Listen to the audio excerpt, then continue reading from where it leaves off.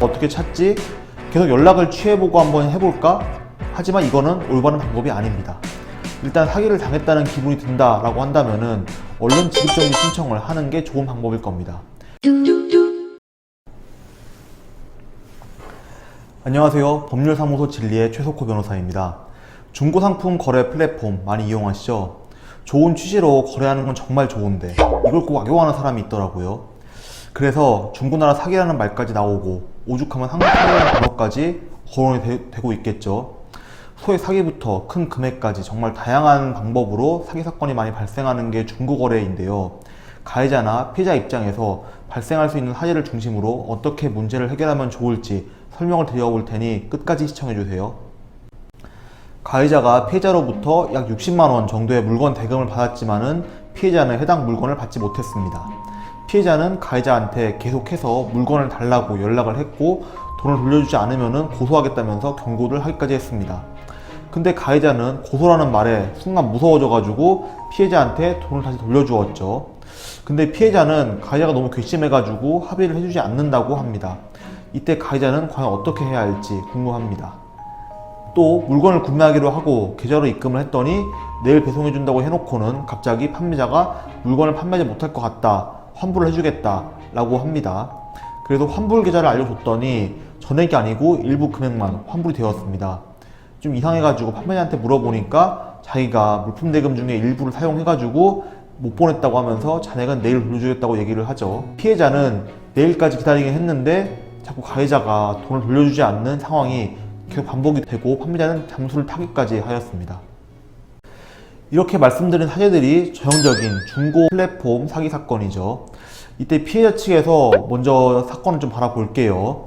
우선 내가 중고거래 사기를 당한 것 같다. 어떻게 하지? 이 사람을 어떻게 찾지? 계속 연락을 취해보고 한번 해볼까? 하지만 이거는 올바른 방법이 아닙니다. 일단 사기를 당했다는 기분이 든다라고 한다면은 얼른 지급정지 신청을 하는 게 좋은 방법일 겁니다. 지급정지 신청은 그럼 어떻게 할까요? 먼저 사기꾼과의 대화 내역과 돈을 보낸 증거 자료를 모아서 경찰서로 가시면 됩니다. 경찰서에 가셔서 사건 사고 사실 확인원과 지급정지 요청 공문 작성을 요청하시고 이러한 공문을 받으신 다음에 사기꾼한테 입금했던 계좌의 은행으로 가셔서 상황을 설명하며 단순 계좌 지급정지 요청을 하시면 되겠습니다. 가끔 은행 직원 중에 보이스피싱이 아닙니다 라고 하면서 그 지급정지 요청이 안 됩니다 라고 하는 경우도 있다고 하는데, 보이스피싱에 대해서는 부정 계좌 지급정지 요청을 할 수 있는 거고, 제가 방금 말씀드린 단순 계좌 지급정지는 은행에 요청하면은 해줄 수 있다는 점을 숙지하시면은 나중에 도움이 되겠죠.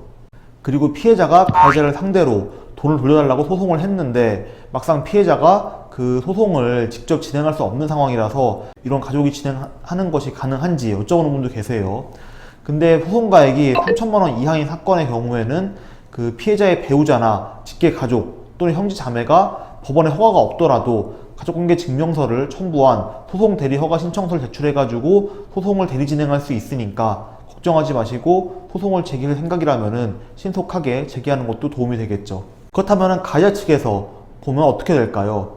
일단 이런 사기 사건은 피해 금액도 처벌 소위를 결정하는데 매우 중요한 요소가 되지만은 피해자가 몇 명이나 되는지 역시 또 처벌 소위를 결정하는데 중요하기도 합니다.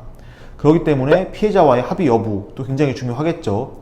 일단 가해자 측이 피해자와 합의를 하지 못했기 때문에 합의를 하는 경우에 비하면은 처벌 수위는 올라갈 수밖에 없다라고 보시는 게 좋을 겁니다. 그리고 피해자가 다수라고 한다면은 가해자는 어떻게 될지 또 궁금하실 겁니다. 우선 사기는 피해를 입은 사람의 숫자도 처벌 수위를 결정하는 데 매우 중요한데요.